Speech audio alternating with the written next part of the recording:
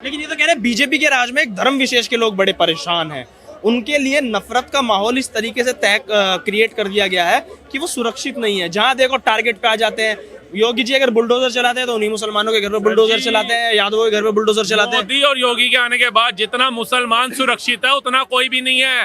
ये सच्चाई है। आप ये 2014 से मोदी आए हैं, 2017 से योगी आए हैं। आप रेशो उठा करके देखो, किसी एक मुसलमान के घर के बाहर पलायन का बोर्ड देखा है? किसी एक मुसलमान की जो रजिस्ट्री हुई जमीन हो, जो उसके बाप दादा की हो, वो छिनती देखी है? लेकिन हिंदुओं के पलायन के बोर्ड दिखा दूंगा आपको, हिंदू बहन बेटियों से बलात्कार दिखा दूंगा आपको, हिंदुओं को हिंसा में मारे जाना काटना दिखा दूंगा आपको। कितने केस हैं? बहराइच देख लो, कन्हैया कुमार देख लो। मुसलमान पहले भी सुरक्षित था, आज भी सुरक्षित है। लेकिन उनको क्या चाहिए? उनको पूरी आजादी चाहिए। उनको ये चाहिए कि जैसे पहले कब्जे हो रहे थे होते रहे, पहले हिंदुओं के पलायन हो रहे थे होते रहे, कश्मीरी साधु पंडित भगा दिया, वैसे ही हर एक राज्य से भगाते रहे। इस सोच विचार पे ये चलने वाले लोग हैं। ये कलाम साहब नहीं बनना चाहेंगे, ये बनना चाहेंगे अफजल गुरु, ये बनना चाहेंगे हिजबुल्ला, ये बनना चाहेंगे कसाब। इसलिए ये रो रहे हैं। लेकिन जो कलाम साहब बनना चाहता है वो कल भी खुश था, आज भी खुश है, और भगवान ने चाह आगे भी खुश रहेगा। लेकिन इनकी पार्टी की तरफ से तो नैरेटिव यही सेट किया जाता है ना कि जैसे पीडीए का नारा दिया गया, पिछड़ा दलित अल्पसंख्यक, कहते हैं बड़े जितनी भी ऊंची पोस्ट हैं उनके ऊपर अगड़ों ने कब्जा कर रखा है। देश के पिछड़ों को तुम कहीं पूछ नहीं रहे हो, पिछड़ों की कहीं बात ही नहीं हो रही है। जिनकी आबादी ज्यादा है उनके हम अधिकारों के लिए लड़ेंगे और मोदी सरकार को इस बार उखाड़ के फेंकेंगे। तो 65 साल से सो रहे थे, 65 साल से क्यों दलित आदिवासी पिछड़ा क्यों नहीं उजागर हुआ? क्यों नहीं हमारे सम्मुख आके खड़ा हुआ? बाबा साहब भीमराव अंबेडकर ने संविधान लिखा, सबको बराबर का दर्जा दिया। उन्होंने कहा एक चमार है, एक साहूकार है, दोनों एक ही बराबर है, कोई उनमें भेदभाव नहीं है। एक रिक्शे वाला है, एक मर्सिडीज बेंज वाला है, दोनों में भेदभाव नहीं होना चाहिए। ये 65 साल की राजनीति में बाबा साहब के संविधान के बावजूद क्यों ऊंच नीच आई?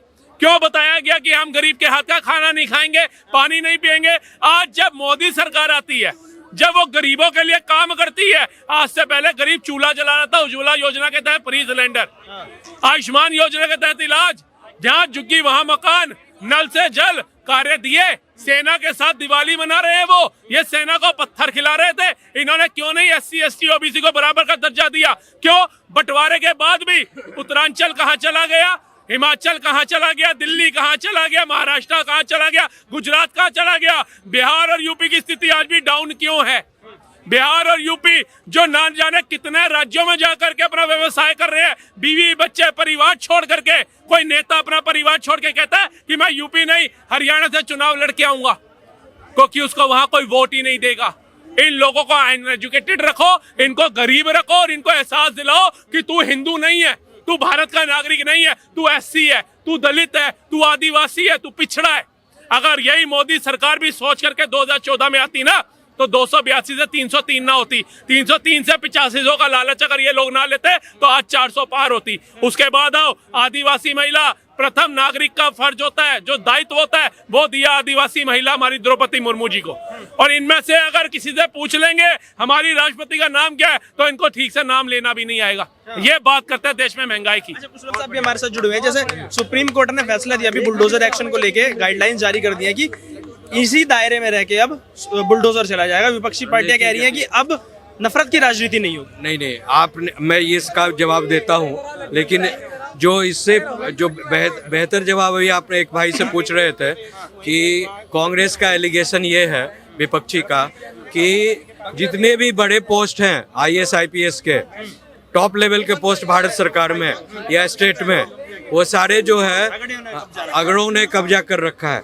आप उनसे ये पूछिए कि कोई भी IAS IPS जो है अपने मेरिट से बनता है UPSC में, तो मोदी सरकार तो अभी आई है ना, 10-15 साल से तो आई है। उसके पहले तो कांग्रेस की सरकार थी। हाँ, बहुत बढ़िया। उसके पहले तो कांग्रेस की सरकार थी। और कोई भी आदमी एक दिन में बड़े पोस्ट पर नहीं चला जाता। वो पहले जो मजिस्ट्रेट बनता है, उसके बाद SDO बनेगा, उसके बाद DM बनेगा, उसके बाद जो है एडिशनल सेक्रेटरी कर उतने बड़े post, joint secretary and all that बनता है, सेक्रेटरी बनता है। इसमें जो है 30-40 साल लग जाते हैं। हाँ, तो 40 साल पहले किनका राज्य था देश में? कांग्रेस का तो राज्य था, तो उन्होंने ही तो लाया है बड़े लोगों को, अगड़ों को तो वही लाए हैं, वही बैठाए हैं। आज क्या जरूरत पड़ रही है इस मुद्दे को इतना उठाने की? इसीलिए कि उनके पास कोई इशू नहीं है और देश में आग लगाना है, और देश में आग लगाने के लिए जाति प्रथा उठाओ, धर्म के नाम पर दंगा करवाओ, और जो लोग अच्छा शासन प्रशासन चला रहे हैं, हाँ, उसके शासन प्रशासन, अरे बोलने दे भाई, बोलने दे, और जो शासन प्रशासन चलाने का है, पागल कहाँ से आ जाए। हाँ, शासन प्रशासन की जो बात है जो ठीक से चल रही है उसको बिगाड़ना है, बिकॉज इनको विदेश से जो जॉर्ज सोरेस का जो फंडिंग आया हुआ है इंडिया अलायंस को, उसका एक ही काम है कि देश में माहौल बिगाड़ो, हिंदू मुस्लिम कर दो और जाति का दंगा करवा दो, और किसी तरह से हिंदुओं का सर्वनाश कर दो। जैसे सर कह रहे हैं, आपके पास दूसरा सवाल है कि आपने कहा जो क्या बुलडोजर के इस पर, देखिए एक प्रोसीड्योर कानून का होता है, तो इससे कोई योगी सरकार को घाटा नहीं है और अच्छा है।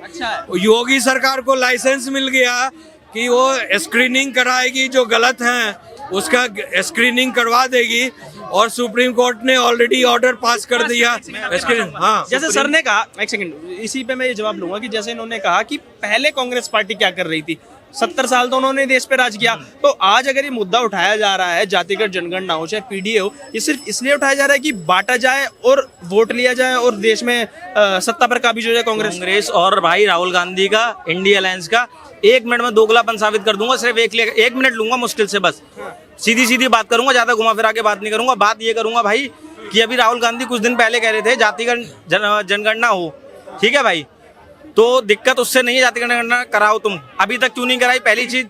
दूसरी चीज, वो कह रहे थे कि जो प्रॉपर्टी जिसके पास है उसका बराबर बंटवारा करेंगे सब में। राहुल गांधी ने, वक्फ बोर्ड के पास इतनी जमीन है वो बटेगी, जिसके पास जमीन नहीं है उसके पास वो चीज बटेगी। 1 मिनट में दोगलापन निकल जाएगा कांग्रेस का और राहुल गांधी का। 9 लाख हेक्टेयर चाहिए, वक्फ बोर्ड की जमीन भी बटनी चाहिए। भाई साहब वक्फ बोर्ड का जमीन है ही नहीं, वो तो जबरदस्ती कब्जा कर रखा है, जबरदस्ती कब्जा कर रखा है इन्होंने, उनका जमीन है ही नहीं। मैं तो वही प्रशासन बोल रहा हूँ, मैं तो केंद्रीय सरकार से बोलता हूँ, ऐसे कानून को क्यों रखना इस देश में, जब इस देश में इस कानून की आवश्यकता ही नहीं है। क्या आवश्यकता है वक्फ की भाई, कोई जिसका कोई काम ही नहीं है, क्या जरूरत है? बैन करो ऐसे लोगों को, ऐसे कानून को बैन करो, इसको हटाओ, खत्म करो वक्फ को। कह रहे हैं मोदी सरकार और अमित शाह बड़े जोर शोर से इस बात को उठा रहे हैं कि कोई हिम्मत नहीं है, रोक दे, इस बार शीतकालीन सत्र में हम वक्फ बोर्ड का बिल पास करके छोड़ेंगे। बिल्कुल सही बात है, कोई भी नहीं रोक पाएगा। सही चीज है तो क्यों कोई रोकेगा? हम तो नहीं रोकेंगे, हम तो समर्थन में हैं अमित शाह के, हम तो समर्थन में हैं नरेंद्र मोदी के। अगर ऐसा कार्य करते हैं तो हम तो चाहेंगे कि ये जो वक्फ बोर्ड का जो कानून है, इस कानून को ही रद्द कर दिया जाए, इसकी मान्यता ही खत्म कर दिया जाए, हाँ, इसको कचरे के डब्बे में डाल दिया जाए जी।